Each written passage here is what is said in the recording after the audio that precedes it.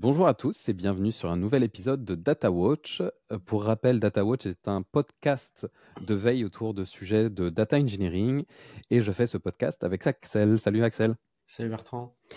Si vous souhaitez avoir plus de détails sur nos profils, je vous invite à vous orienter sur du LinkedIn. D'ailleurs, je fais pas mal d'animation, création de contenu sur LinkedIn autour de la data. Je fais aussi une newsletter et j'anime aussi un blog qui est dataioka.com. Aujourd'hui, donc comme d'habitude, on va parler de 5 articles assez récents liés donc à des sujets de data engineering. Le premier sujet, on va parler de Microsoft Drazy.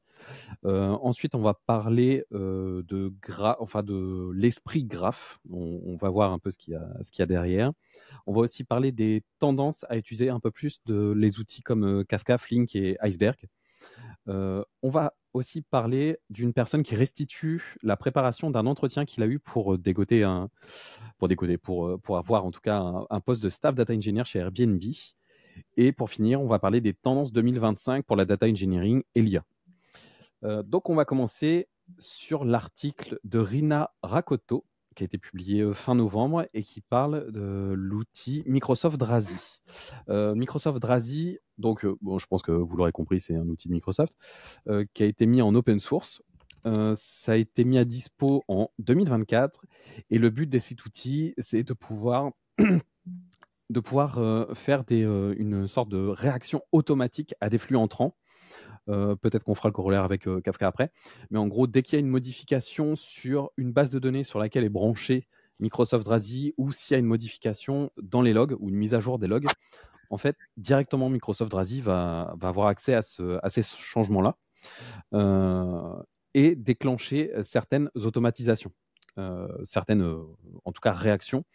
Il est possible de paramétrer dans l'outil certaines actions selon des changements sur ce qu'il écoute. S'il y a, par exemple, dans les logs, quelque chose qui arrive pour dire là, il commence à y avoir une erreur, là, il y a un peu plus de temps d'exécution sur une certaine machine, Microsoft Drazy va pouvoir détecter ça et déclencher quelque chose. Par exemple, déclencher une alerte pour dire attention, là, j'ai l'impression que la machine elle prend un peu plus de temps ou le stockage de la machine arrive à son terme. Attention, ça va arriver à 100%, ça peut bloquer.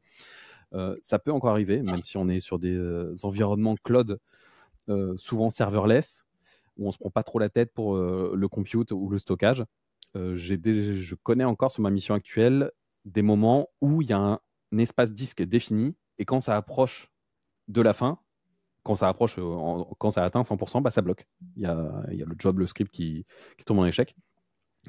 Microsoft Drazy, ça permet aussi de faire de la visualisation en mettant en place en fait des tableaux de bord basés sur ce qu'il écoute, sur les changements des sources. Bien sûr, c'est complètement intégré à Microsoft Azure. Et derrière, de ce que j'ai lu sur l'article, les services qui sont utilisés, c'est du Azure Functions, donc c'est pour faire du serverless, et du Azure Stream Analytics pour faire la partie temps réel. Et à la fin, il parle aussi d'une sécurité grâce à cet outil pour faire vraiment du chiffrement sur les données et de pouvoir gérer des accès assez granulaires sur tout ce qui est traité par cet outil-là. Et donc tout à l'heure, je parlais du corollaire avec Kafka. J'ai pas trop, à part les automatisations qu'il peut y avoir après, sur l'écoute en streaming. Là, par contre, j'ai pas réussi à capter vraiment la différence parce que pour moi, Kafka, tu vas. Enfin, Kafka, ouais, non, c'est plus tu t'abonnes à quelque chose. Peut-être que le fonctionnement est différent. Effectivement, là, tu mets une sorte merde, je sais plus comment ça s'appelle. Le PubSub, c'est tu mets un flux sur lequel tu peux t'abonner avec Kafka. C'est un topic? Ouais, c'est un topic. Exactement. Là, je pense que c'est pas un topic, c'est vraiment l'outil qui regarde, qui est tout le temps en train de regarder la source, tout simplement. Ouais, pour moi, en fait, ça remplace pas Azure Event Hubs, qui est Mhm. l'équivalent de PubSub, Ouais. et qui est du Kafka derrière, on va Mhm. dire. Ça va plutôt remplacer ou complémenter du Azure Data Factory, Ok. qui est un framework, un moteur et un framework comme Flink, Apache Flink, dont on avait parlé la semaine dernière dans les Mhm. archives, notamment Kappa, Ouais. basé sur orienté streaming. Mhm. C'est pour gérer de la donnée on va dire en flux tendu. Et ça rentre dans la brique incrémentale, en Ouais. fait, de cette vision incrémentale un peu de change data capture, Mhm. pour minimiser le traitement de données et augmenter la fréquence Ouais. des mises à jour Mhm. des actifs décisionnels. Donc ouais, pour moi, c'est une belle offre qui vient complémenter l'offre actuelle d'Azure. Mhm. Et je ne pense pas qu'il y ait cette offre côté Google Cloud. Je ne parle pas Ça me- de Flink-like, Mhm. parce qu'il y a PubSub OK pour faire des messages, mais qui est aussi utilisé pour faire du software Ouais. orienté event.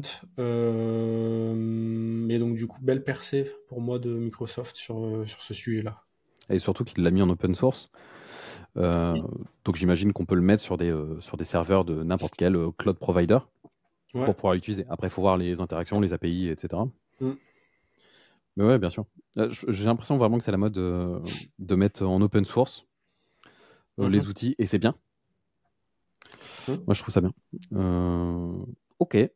Bah, je te remercie, Axel. Je te propose de passer au deuxième article. Alors, Dismantling ELT pour les graphes Mhm. de Jack Van Lightly, notre nouvelle pépite là. Mhm. Ouais, c'est vrai qu'il est pas mal, cet auteur. Moi, je partage énormément sa vision du data engineering. Mhm. Il veut se rapprocher, faire rapprocher le data engineering, l'inclure dans le software engineering, Ouais. avec ce grand principe de shift left que j'avais déjà développé dans un podcast précédent. Mhm. Là, il continue en fait sur le même principe. Hein. Il reparle de la loi de Conway. Mhm. Euh, Je sais que tu l'aimes bien, celle-là. ouais. Donc, juste pour très rapide rappel, c'est le fait de dire que aujourd'hui, la situation d'une entreprise se définit et prend est reflétée énormément par son software Mhm. et inversement. Parce qu'aujourd'hui, on est tellement informatisé et avec des approches systémisées, si je peux dire, Mhm. des organisations que on peut vite se rendre compte de la situation d'une organisation grâce à ça. Et justement, lui, il reparle des silos, donc les silos qu'on a aussi traités, il me semble, la semaine dernière. Ouais. Cette notion de silo qui est hyper prégnante dans les systèmes d'information. Et lui, ce qu'il dit, c'est OK, on a l'ELT, donc extract, load, transform, aujourd'hui pour casser les silos, c'est-à-dire que tu vas prendre tes différents produits, tes SaaS, tes produits digitaux, et tu vas extraire les données et tout rassembler dans ce qu'il appelle l'analytics estate, donc Mhm. dans un grand domaine data qui a accès à toutes les données. Après, c'est toi qui te débrouilles pour faire coïncider les données, pour modéliser tout ça. Ouais. Mais la vision moderne d'un produit, d'un software, Mhm. c'est d'inclure le plus tôt possible la vision data. Et donc, on va partir sur ce qu'il appelle un mindset Mhm. orienté graph, où en fait, chaque software porte la vision data et peut communiquer avec un autre software qui a aussi sa vision data. Donc en Mhm. fait, il n'y a plus de silo opérationnel. Ça, c'est très important. La notion de shift left, de mettre directement la modélisation dans les softwares Ouais. pour qu'ils puissent communiquer et fluidifier ensuite le travail de la data. Donc, c'est-à-dire que 80% de l'intelligence et de la vision est faite dans le software. Et en fait, ce qui est fait ensuite dans le côté analytics, c'est l'agrégation, la mise à dispo, de l'observabilité pour avoir des dashboards fiables et à jour. Ouais. C'est vraiment la partie transformation. C'est sur ça. laquelle ils vont se concentrer. Ok. Et encore, Mhm. et encore, il insiste sur le fait de dire qu'on est plus en mode consommateur qu'en mode transformateur. Ok. Et ça, c'est important parce que, en fait, moi, avec mon mindset ELT, Mhm. j'ai eu un peu de mal à me mettre en mode graph parce que je me disais, mais quand est-ce qu'on consolide tout, tu vois? Ouais. Où est mon data warehouse? Et en fait, non, c'est pas ça. C'est que tout est porté dans le software. Ouais. Et nous, on n'a qu'à consommer la donnée pour l'agréger et la rendre disponible. D'accord. Donc le software, c'est eux qui s'occupent de rendre donc de créer la donnée, mais donnée de qualité, c'est eux qui Exactement. vérifient toute la Exactement. qualité. Nous, en tant que data ingé, maintenant, on va être plutôt consommateur de cette donnée-là. On va juste la mettre en forme pour répondre à des besoins business.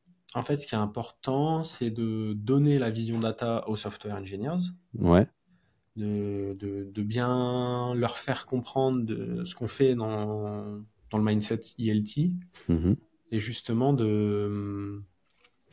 il emploie le mot derive, donc de faire transiter, je dirais, Ok. toute cette partie de transformation et d'interopérabilité entre Mhm. software dans leurs produits. D'accord. Donc ça, c'est quand même un travail qui nécessite beaucoup de compétences et d'expérience, cette transition dans le software, pour vraiment que ce soit des software data products. Mhm. Donc c'est pas facile à faire et à faire entendre, tu vois, et dans toute l'entreprise, dans tous les softwares. Mhm. Parce que c'est une approche holistique. Euh, et ensuite, effectivement, une fois que cette transition est en marche et assimilée, bah justement, le job est beaucoup plus facilité. Et comme tu dis, effectivement, c'est mettre à jour et rendre disponible et observable la donnée. Mhm. Mais du coup, en ayant fait transiter beaucoup de ce qui est fait aujourd'hui dans le data warehouse Mhm. par les software. Ok. Et donc là, la notion de graphe dedans, Mm. c'est en fait que tout le monde puisse consommer tout. C'est ça cette notion de graphe derrière ou pas? Alors, dans l'exemple qu'il donne au niveau des graphes, Mhm. euh, j'ai bien analysé, c'est maximum deux liens Ok. par software, donc en entrée ou en sortie. Après, je sais pas si c'est juste son schéma qui est comme ça et qui a pas de préconisation en fait que vraiment tous les softwares peuvent communiquer entre eux, Mhm. mais je ne pense pas. Moi, de ce que j'ai compris, c'est qu'un software supply chain puisse être directement lié, donc en cercle 1, avec un software, je sais pas moi, achat, tu vois. Ouais. Et le software achat est lié au software finance, tu vois, et que c'est plutôt une suite logique. Ok. Et pas que tout puisse communiquer dans tous les sens. Mhm. Donc il y a des chemins logiques entre software. Euh, À voir après avec l'implémentation, au niveau des. Potentiellement, tu peux avoir des dashboards qui ont besoin d'énormément de software pour afficher les KPI, je dirais, peu exotiques peut-être, Ouais. ou plus complexes. Euh, c'est le seul point que tu vois que j'aimerais creuser. Ok. Normalement, un software avec en cercle 1, donc en termes de liaison, hein, Mhm. peut porter des dashboards déjà très complets Mhm. et très parlants. Après, pour des softwares qui sont en cercle 2, voire 3, et qui sont assez éloignés fonctionnellement dans l'organisation, je dirais. Ouais. Ça, je sais pas s'il y a besoin d'une étape gérée par la data en plus. Ok.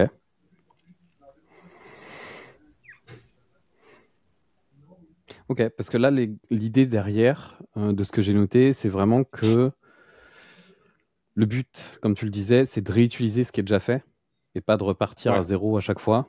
Donc, clairement, c'est d'arrêter les silos.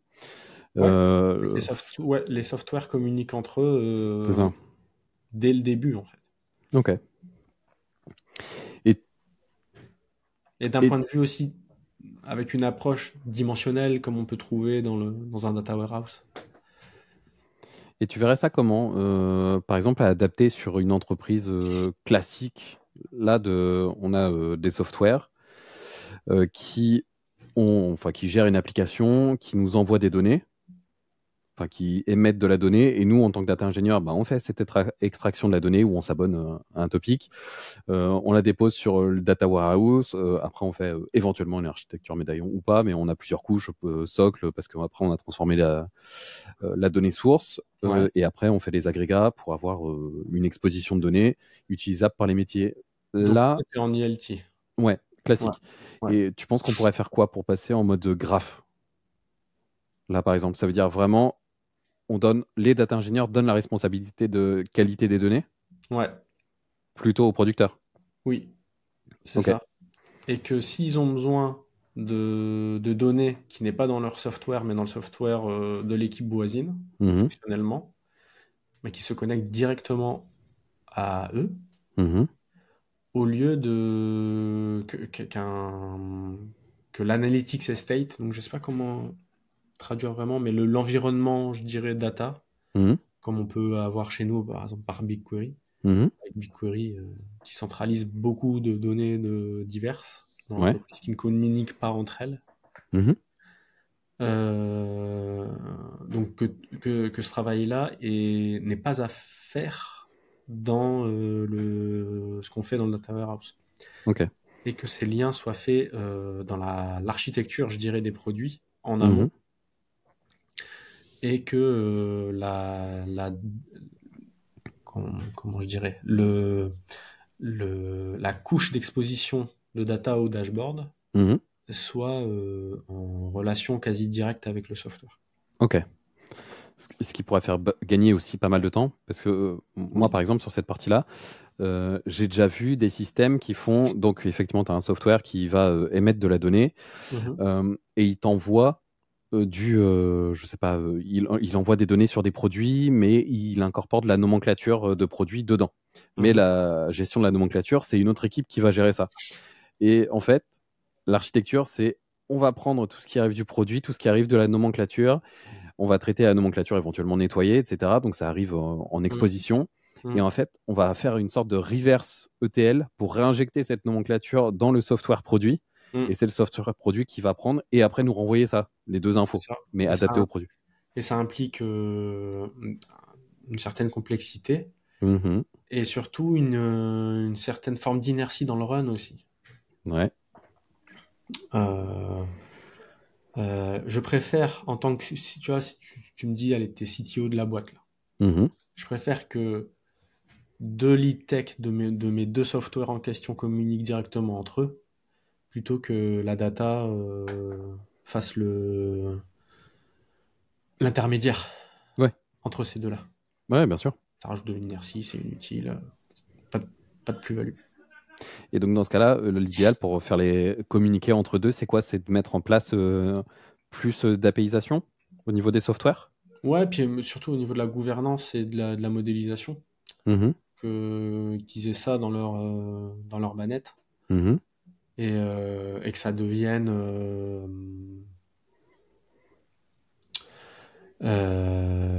j'ai plus le terme, mais évident pour eux Ouais. d'avoir cette approche de KPI et de savoir mesurer les impacts aussi au niveau décisionnel dans le Mhm. software. Ok. Eh bien, merci. Pour le troisième article, qui est de Adi Polak, qui parle des tendances à utiliser les outils Apache Kafka, Apache Flink et Apache Iceberg en data engineering. C'est vrai que c'est des outils qu'on entend parler. C'était la semaine dernière, je crois, qu'on parlait des entreprises Uber. Ouais, Où il les y a tout ça. architectures. Ouais, c'est ça. Ouais. Clairement, à part Apache Iceberg, je crois pas qu'on en ait parlé, mais Kafka et Flink, c'est Il y clairement. a une des entreprises qui utilisait Iceberg sur S3. Mhm. Je sais plus laquelle. Mais effectivement, sinon, tous Kafka et presque tous Flink. Ouais, clairement. Pour rappel, Kafka, donc on en parlait juste avant, c'est le fait d'avoir des sortes de topics, un certain flux sur lequel on s'abonne pour consommer de la donnée en streaming, pour faire simple. Et Apache Flink, c'est pour faire des traitements en streaming. Ce qui est vraiment. Donc en gros, on peut brancher un Flink sur le Kafka. Kafka, il fait juste il fait juste transiter la donnée en streaming. Flink, il va consommer ça et la traiter aussi en streaming pour la mettre à disposition après des utilisateurs. Et Apache Iceberg, c'est plutôt un format de stockage de données, et dedans, ça permet d'avoir un schéma qui est évolutif, flexible. Ça veut dire que c'est pas comme des données structurées où tu as vraiment un certain nombre de colonnes, ça reste toujours comme ça, ou sinon il faut que tu fasses une certaine V2, évolution, etc. Là, tu peux faire évoluer ton schéma sans perdre le schéma précédent. En gros, c'est du versionning. Tu peux faire du time travel, etc. Donc c'est assez flexible, Iceberg. Et je crois d'ailleurs c'est basé sur du Parquet, si je dis pas de bêtises. Je crois. Bon.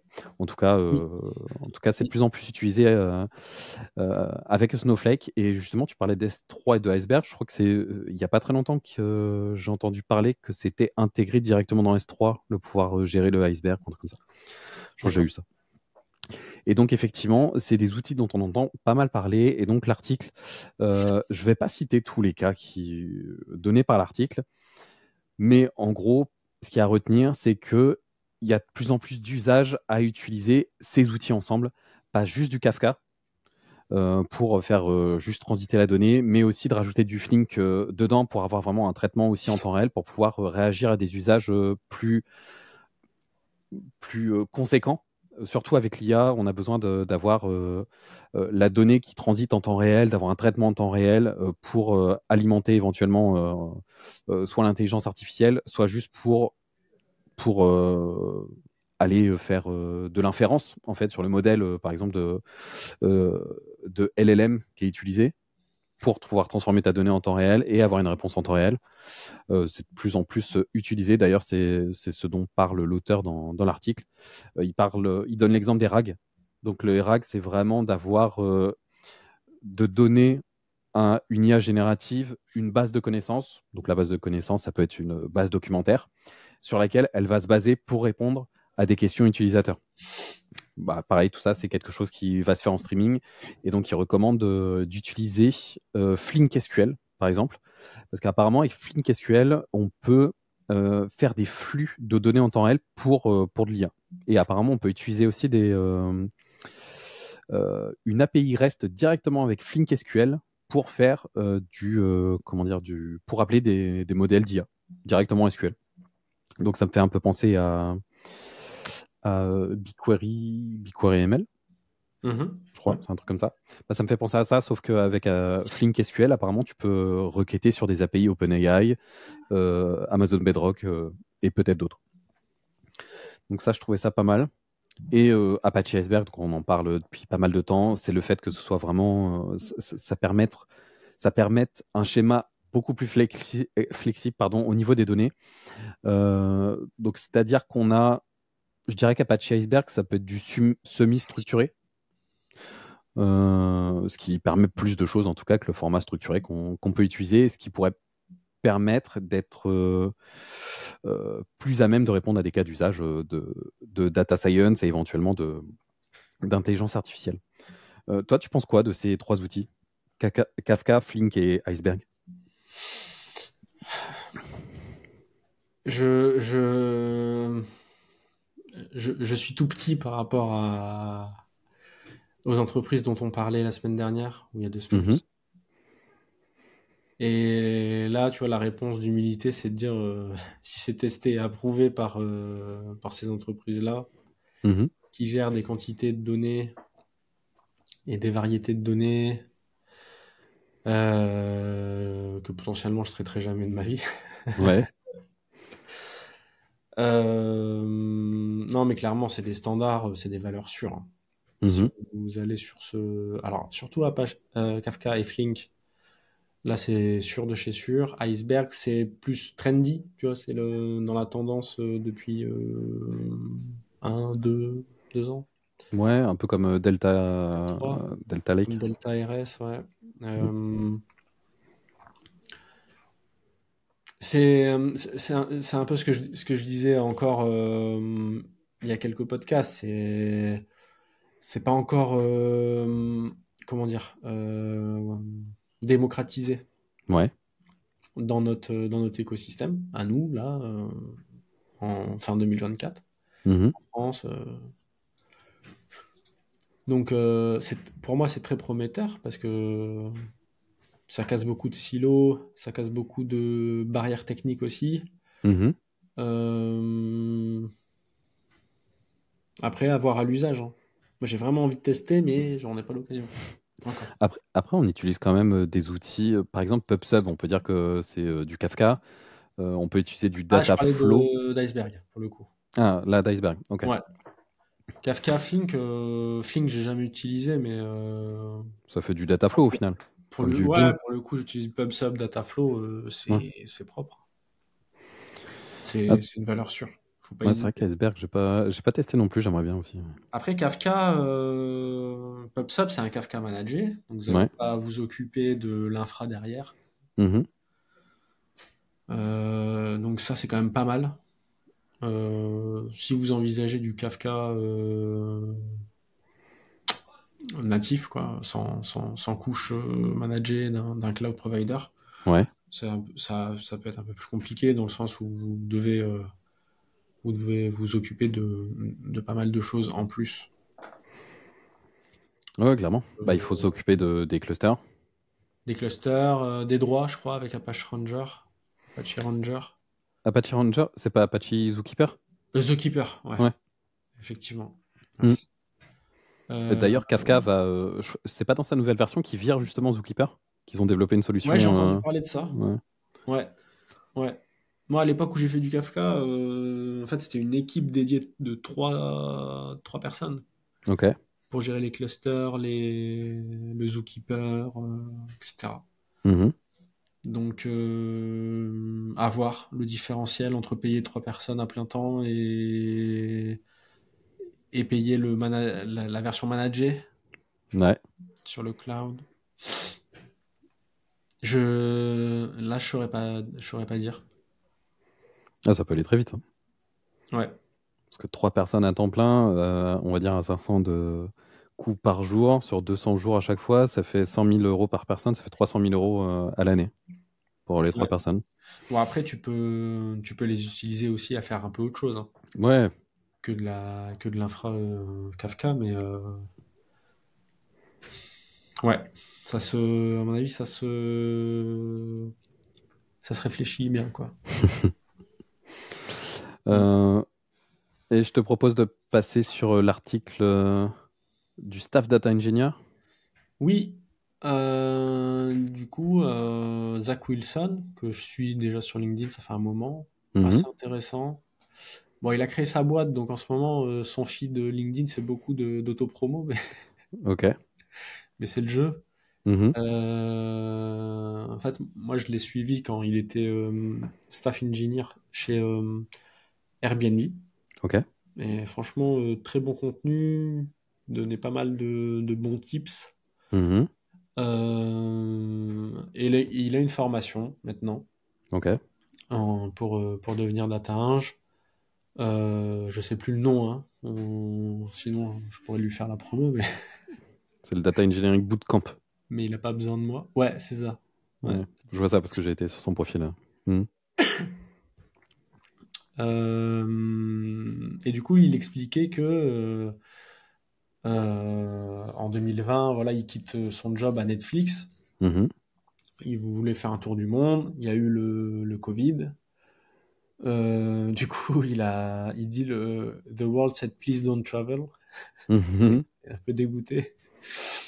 Et il a un peu, je sais pas si je peux dire péter les plombs, mais il a essayé de devenir joueur professionnel de jeux vidéo. Ouais, j'ai vu ça. sur Call of Duty, ouais, donc il jouait 10 heures par jour. Sa copine, sa girlfriend est partie. Mhm. Euh, il s'est dit, bon, vas-y, faut que je fasse quelque chose de ma vie. Et il a dit, il s'est préparé. Ouais. Il s'est dit, allez, je me prépare pour avoir un gros poste, sachant qu'il avait déjà une bonne expérience, hein, il part pas de rien. Mhm. Pour avoir un gros poste dans les FANG. Donc les FANG, c'est ce qu'on appelle les GAFAM En France? en France. Ouais. Donc il a fait toutes les interviews, donc les entretiens, mais avec des tests, etc., dans ces grosses boîtes-là. Et son article, du coup, se focus sur 4 piliers, on va dire, Mhm. pour les interviews. C'est DSA, donc Data Structures and Algorithms. Donc les data structures, c'est quoi dedans? Il y a du data modeling? Non, data structure, c'est vraiment les purs, ce que tu utilises dans les tests d'algorithmes, Ok. et les piles, les fils, Ah, ok. etc. D'accord. Data modeling, donc c'est le deuxième pilier. Effectivement, là, c'est de la pure modélisation du MCD. Donc, il parle de Kimball, de One Big Table. Ouais. Il parle pas du Data Vault, Mhm. mais il Effectivement. parle aussi de. Attends, faut que je le retrouve. Relationnel, donc Ouais, de l'opérationnel. ouais. Plutôt de l'OLTP derrière? Bah, Normalisation clé primaire. Ça. bah, la modélisation, tu peux la faire autant sur de l'OLTP que de Ouais, l'OLA, c'est vrai. Ouais, t'as raison. Mhm. mais je pense que lui, il était staff, mais il a fait du software. En fait, lui, il a un profil intéressant, c'est qu'il a fait du software engineering, Ok. où vraiment il a évolué sur cette branche-là, et il a fait du data eng après avec son background de software. Ok. Bon, ça doit être quelqu'un de brillant, hein, parce je pense qu'il a 30 ans aujourd'hui, et il a déjà fait 2-3 gros postes dans des énormes boîtes comme Airbnb, Netflix. Ouais, bah, j'ai vu Facebook aussi. Et effectivement, software Facebook. engineering pendant 8 mois. Ouais. Ouais. Donc ouais, il doit. C'est aussi ce que je disais tout à l'heure, tu sais, où on fait des software data products. Mhm. Et je pense qu'il l'a fait et qu'il a apporté cette vision dans ces boîtes-là. Ok. On en reparlera un peu après sur aussi le côté comment se vendre, tu vois, Mhm. très bien. Mais donc sur la partie technique, donc DSA, data modeling, data architecture. Donc là, il parle notamment des grands principes, Ouais. ACID, CAP, les grandes architectures. Donc on renverra à notre podcast sur les différentes architectures, mais il parle de Kappa, Lambda, avec les forces et les faiblesses Ouais. de chaque approche architecturale. Il parle du behavioral, donc c'est plutôt l'entretien comportemental, on va dire. Les soft skills. Ouais, les soft skills, Ouais. comment se vendre. Mhm. Pour le coup, moi, c'est ce qui m'a le plus intéressé, dans le sens où moi, j'ai quand même déjà pas mal fait de tests, Ouais. quoi, de tests techniques pour des boîtes ou des clients. Ouais. Euh, et il disait que pour avoir un gros poste, le plus important, c'est de savoir expliquer ce que tu as fait dans tes boîtes, Mhm. la plus-value que tu as dégagée et l'impact que tu as eu sur l'entreprise. Ok. Donc, donc lui, il a parlé de ses expériences chez Facebook, chez Netflix. Mhm. Et en fait, alors, j'ai j'ai effacé ma note comme un débilus, mais faudrait que je retrouve ce qui l'a permis de se valoriser. Ouais. Là, de ce que j'ai noté, impact significatif, c'est la création d'une base de données en graphe chez Netflix. Oui, bah notamment. C'était ça? Ouais. Oui, il a fortement valorisé cette approche graph avec tous les bons impacts que ça a eu sur la plateforme Ouais. Netflix. Mhm.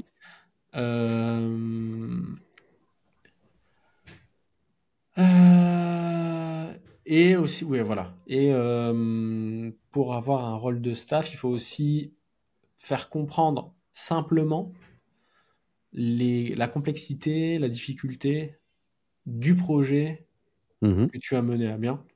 Ouais. Donc là, effectivement, il parle de sa database en graph, qui a été utilisée par plus d'une dizaine d'équipes Ouais. chez Netflix. Et donc, avec beaucoup de recettes et de feedback sur ce projet. Mhm. Et ensuite, la dernière partie, ça se focus plus sur comment tirer le plus de salaire Ouais. à la fin, en fait, dans la négociation. Et même en freelance, je gagne pas ça. Hein. Ouais, Alors, après, le coût de la vie à San Francisco, il est encore plus délirant que Paris. Ah ouais, parce que là, les salaires, ils sont énormes. Ouais. Tu vas en Donc parler. lui, il disait que son tout premier job, je crois, c'était 100 000 Mhm. Déjà. par an. Mhm. Et que Airbnb, ils lui ont fait une offre à 500 Mhm. pour staff engineer et il a réussi à aller à 575. Donc, ouais, des gros salaires. Et je trouve que pour une offre initiale à 500, arriver à 575, bah pour le coup, je vais donner les conseils qu'il donne, mais ça marche pas mal. Mhm. Déjà, il dit qu'il ne faut pas hésiter à dire que vous êtes dans d'autres process Ouais.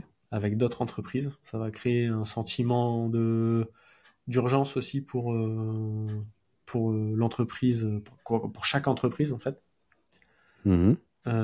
Et qui va potentiellement lâcher un peu plus que ce qu'elle aurait aimé Mhm. et prévu dans le budget. Ouais. Donc ouais, pas hésiter à faire plusieurs process en même temps, leur dire que vous êtes dans plusieurs process, et que alors ouais, il a été malin aussi pour Airbnb, parce que c'est à l'époque, il leur a dit que le cours de bourse, vu que Airbnb c'est beaucoup lié au voyage et qu'on était en plein Covid, qu'il n'allait pas aller avoir beaucoup de primes, Ouais. et qu'il voulait plus de fixe que de primes. Ok. Ce qui me paraît logique. Mhm. Donc c'est aussi pour ça qu'il y a eu un beau gap sur le salaire en fixe. Mhm. Parce que ça, c'est hors prime. Faut le dire aussi. C'est que les Américains fonctionnent énormément à la prime de perf? perf. Mhm. Ouais. Et au stock market. Dans Ok. les Ah oui, grosses avec les boîtes. actions. Ouais. Donc en fait, quand t'es dev et que tu gagnes 100 000, si tu es dans une boîte comme Facebook qui a fait des années à plus 20, plus 25, plus 30%, Mhm. bah, tu peux toucher facilement le double de ton salaire, quoi. Ok. Donc, quand même. C'est très lié à la performance en bourse. Mais je trouve ça super intéressant, justement, le fait d'avoir des stock options, on va dire. Ouais. D'avoir des actions. Ça peut te dire, tiens, tout ce que je fais peut avoir un impact direct. Ouais. Mm. Ouais, les shares, bah, c'est les actions. Ouais, c'est ça. Des Ouais, parts. c'est les parts. Ouais. Ouais. Okay. Et je trouve ça vraiment pas mal pour motiver et vraiment s'inclure dans l'entreprise. Ouais, Et, carrément. et par rapport à tout ce que tu as dit, par rapport à l'entretien, c'est vraiment super complet. Et d'un côté, ça m'étonne pas que ça doit être pour avoir un poste de staff data engineer dans une grosse boîte, parce que j'imagine qu'il n'était pas le seul, Ouais. avec des grosses responsabilités quand même, avec des gros enjeux. Le fait d'avoir besoin d'avoir un champ technique ou un champ de compétences assez gros, ça m'étonne pas finalement. Et même nous, dans nos entreprises, peut-être que nous, on parle pas d'architecture en lambda, kappa, parce que ça, c'est plutôt orienté streaming, même si lambda, tu peux faire les deux. Mais Lambda, ouais, c'est les deux. Streaming et un batch qui refait une loop sur ouais, tout. Ouais. ouais, bien sûr. C'est plus complexe à gérer, vu que tu gères deux pipes, en fait. Ouais, clairement.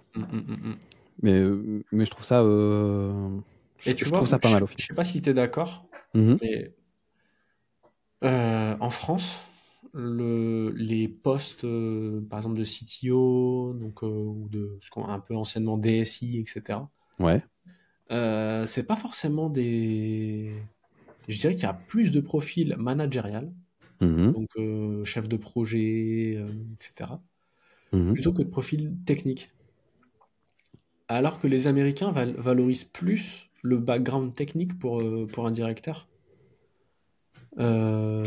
que la vision française. Ça peut dépendre des boîtes aussi, hein. Attention. Ça dépend toujours des Mais boîtes, mais c'est vrai que j'ai souvent vu ça. Des personnes qui acceptent au management sans avoir les compétences de base, mais ouais, on va dire que je suis plus quand même ouais, au moins 60% de personnes qui avaient des compétences techniques au préalable pour devenir manager. J'essaie de réfléchir de toutes les expériences que j'ai eues.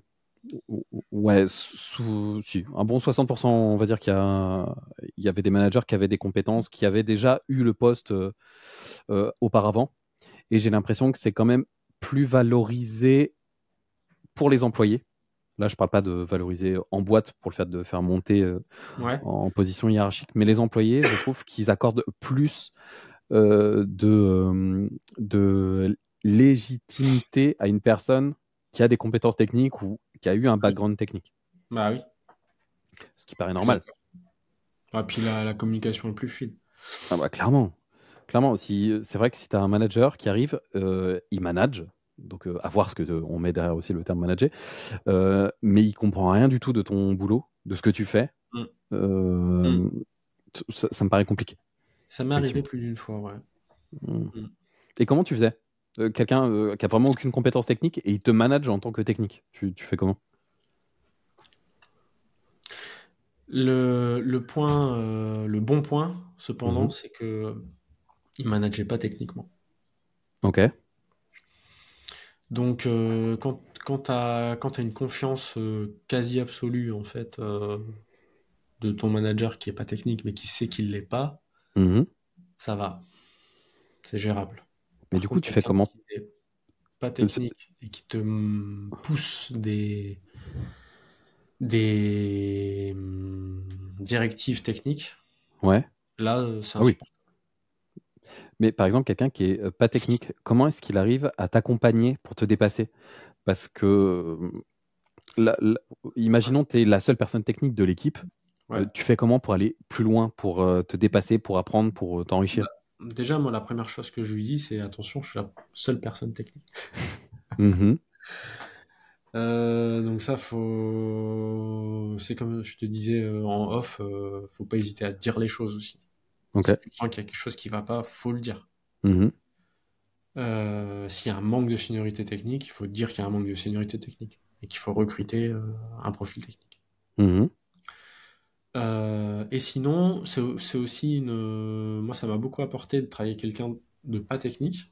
Donc, Ok. c'était justement un PO, mais interne. C'est Ok. souvent comme ça que ça marche d'ailleurs dans les boîtes. Pas toutes, mais on peut retrouver souvent le PO qui est interne et après beaucoup de prestats tech qui sont externes. Mhm. C'est à nous aussi de se mettre au niveau du PO et d'être Mhm. pédagogue, de bien expliquer. Et je pense qu'il y a une part de confiance aussi dans ça. Quand tu sais expliquer et rendre clair ce que tu fais, Ah, ça bien va. sûr. Bah, puis ça te permet de mieux comprendre ce que tu fais. Parce que si tu Mm. fais un effort de vulgarisation, c'est que tu C'est fais un ça. effort de compréhension, de recul sur ce que tu fais. C'est ça. Ouais. Mais après, c'est toujours plus plaisant pour nous d'avoir un manager techos, quoi. Clairement. Dès qu'il y a quelqu'un de technique en face de moi, je me lâche sur la Ouais. partie technique. Bah, en fait, oui, tu peux plus t'exprimer, quoi. Ouais, T'as moins de bride. ouais, clairement. Merci Axel. On va passer sur le dernier article. Donc là, c'est un article de Barmozis de Monte Carlo et de Thomas Tungouz. Je pense que ça se prononce comme ça. Et l'article parle des tendances 2025 pour la data engineering et aussi pour l'IA. Donc là, Thomas et Bar parlent de plein de cas différents, des processus. Enfin, ils énoncent, je crois, une dizaine de cas sur les tendances. Globalement, eux, ce qu'ils ont remarqué sur 2024, c'est que l'IA générative permet de faire un peu d'opérationnel, c'est-à-dire derrière de faire un peu d'automatisation sur certaines tâches.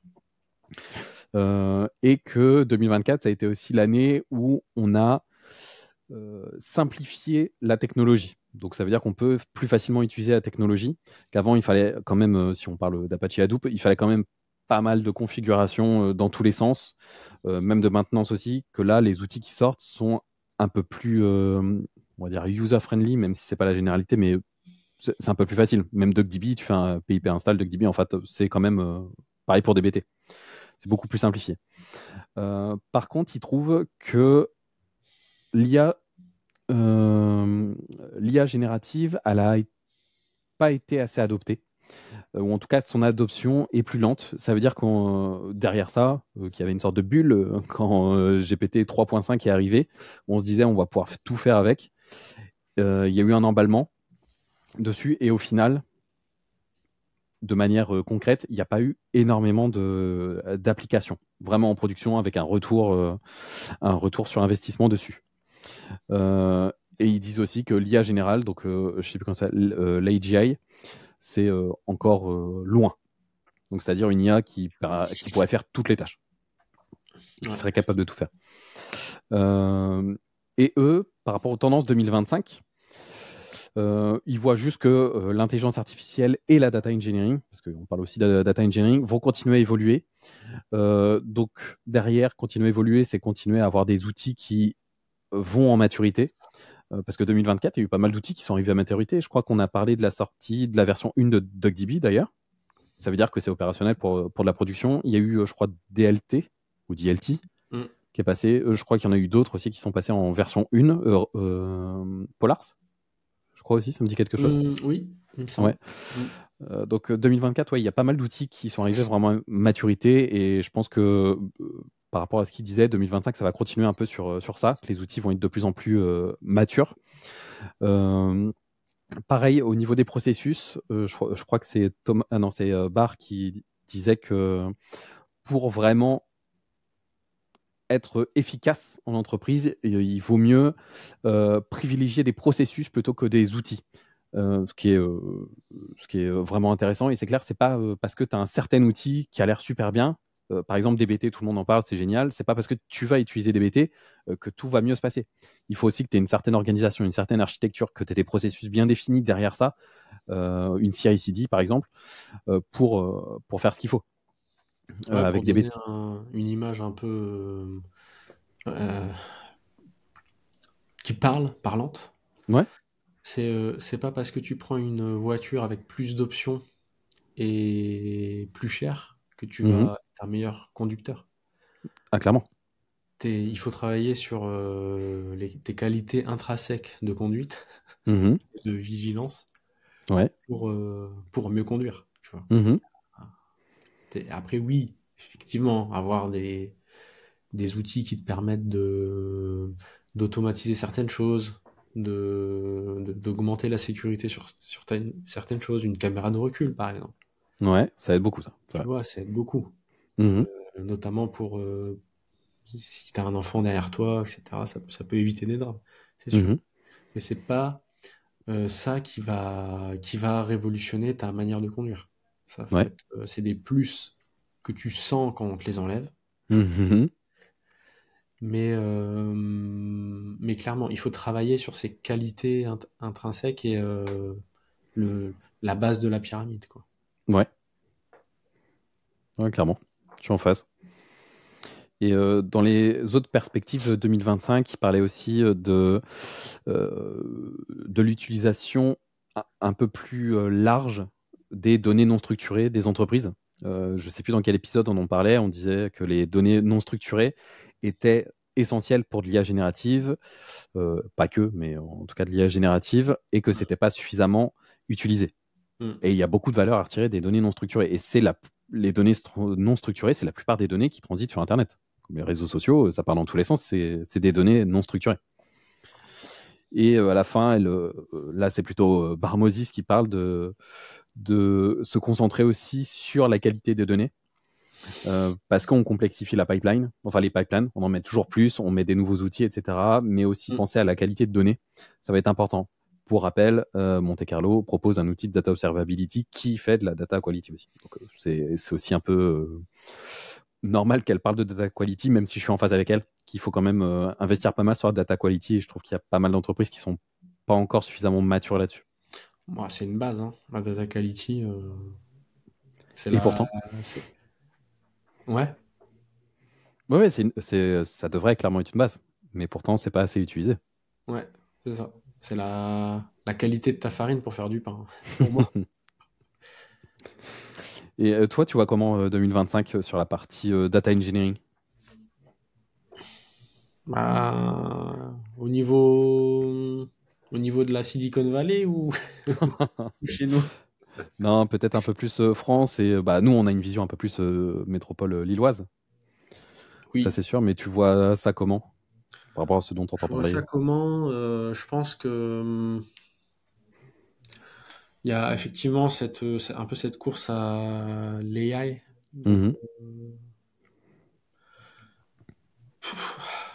Entre les, on va pas se mentir, entre les discours d'innovation, machin. Nous, c'est bon, on n'est pas non plus, on est quand même bien dans le métier et on sait ce qui se passe derrière. Donc, si ça n'est qu'à moi, c'est consolider les fondamentaux, inclure des outils de data quality et d'observability, travailler beaucoup sur l'organisation et la gouvernance, sur la formation aussi, parce que la formation et avoir des équipes formées et motivées, c'est ça le cœur du sujet. Après, qu'on te mette une couche d'IA en plus, l'IA, tu vois, c'est tout l'environnement de ton véhicule qui te permet de faciliter. Mais c'est pas ta qualité de conducteur. Ouais. Demain, tu as une voiture autonome. Du coup, l'État français va dire allez-y, plus de permis de conduire, même pas besoin de savoir lire la signalétique. Non, tu vois. Et en fait, c'est un peu ce qu'on veut nous faire croire avec l'IA, etc. C'est de nous dire que demain, votre métier, il ne sert même plus à rien. Tu vois. Mais n'importe quoi, en fait. L'IA va prendre une place prépondérante. Et il y aura un énorme business sur ça. Ouais. Par contre, il faut continuer à avoir des hommes, quand je dis des hommes, c'est en général. H majuscule. Des humains. Des employés, des ingénieurs,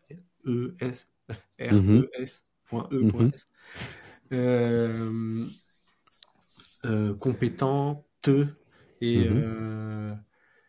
et motivés avec des bonnes conditions de travail, des projets intéressants. Voilà quoi. Ouais, clairement. Je vois aussi pour 2025 pas mal de data quality, data governance. J'en entends de plus en plus parler. Déjà, il y a quelques années, la data governance arrivait. J'avais commencé sur des missions avec Collibra, l'implémentation de Collibra. Ouais, après, j'ai eu des missions. Ouais, c'est ça. Après, je suis arrivé sur une mission où il n'y avait rien du tout. Là, j'arrive sur une mission où ils essayent un peu de faire les deux aussi. Donc, je pense que ça va continuer à se démocratiser, cette partie-là, parce qu'ils comprennent que c'est vraiment très important, la partie gouvernance et qualité. Et je vois aussi continuer le SQL à exploser dans les usages. parce que depuis qu'on a commencé le podcast, je m'intéresse donc de plus en plus aux outils qui sont utilisés en entreprise, aux dernières sorties, etc. Et clairement, les outils, ils essayent tous de mettre à disposition, ou presque, hein, ils essayent tous de mettre à disposition du SQL. Enfin, d'interroger les données, de faire des choses via du SQL, avec DBT qui remet aussi le langage SQL, SQL Mesh, plein d'outils comme ça. Je pense que c'est la bonne année pour consolider toutes les compétences SQL et tous les nouveaux qui arrivent, faut qu'ils se lancent absolument sur ça. Ouais. Moi, je suis vraiment dans. Alors, ça fait un peu vieille école de dire ça, mais faut travailler les fondamentaux, quoi. Mhm. Je veux dire, et même dans toute discipline, quoi. Que ce soit la science, le sport, la cuisine, tu vois. Mhm. C'est un grand chef, c'est d'abord quelqu'un qui maîtrise extrêmement bien ses fondamentaux. Ouais. Voilà. Après, oui, tu vois, je sais plus qui disait ça, si si Picasso ou je sais plus, Mhm. mais un grand artiste, il a déjà su apprendre les fondamentaux Ouais. pour savoir les casser, Mhm. mais d'une façon de génie. Ouais, je vois. Tu vois, c'est pas quelqu'un qui a fait n'importe quoi et sur un coup de chance a eu du succès. Mhm. Quelqu'un connaît extrêmement bien son art et qui peut se permettre des éclairs Mhm. pour se démarquer. Même si là on est plus sur le champ j'ouvre un peu sur le champ artistique, Mhm. mais tu verras jamais quelqu'un qui monte un produit génial sans que derrière les fondamentaux soient respectés, Ah, clairement. surtout dans la tech. Mhm. Totalement en phase. Donc, voilà. Merci Axel. Ouais, merci à toi. Pour ceux qui nous écoutent, vous pouvez nous retrouver sur YouTube, Spotify et Apple Podcast. Si vous aimez le podcast et que vous avez apprécié l'épisode, pensez à mettre une notation 5 étoiles pour qu'on puisse remonter avec les algos. Postez des commentaires pour continuer à échanger sur les sujets qu'on a abordés lors du podcast. Et je vous dis à bientôt avec une pause la semaine prochaine pour l'arrivée d'un bébé chez moi. Donc très bonne nouvelle. Ouais. Bonne nouvelle. Après, moins pour tes nuits. Mais... Ah, c'est clair. C'est clair. Mais bon, on devrait recommencer d'ici 2 semaines le prochain épisode. Yes. En tout cas, décembre, ça va être plus tranquille. Entre guillemets, au niveau du podcast. Les gens comprendront, je pense. Exactement. Merci Axel. Merci à toi et bon courage. Merci. Bonne journée à tous. Au revoir. Salut.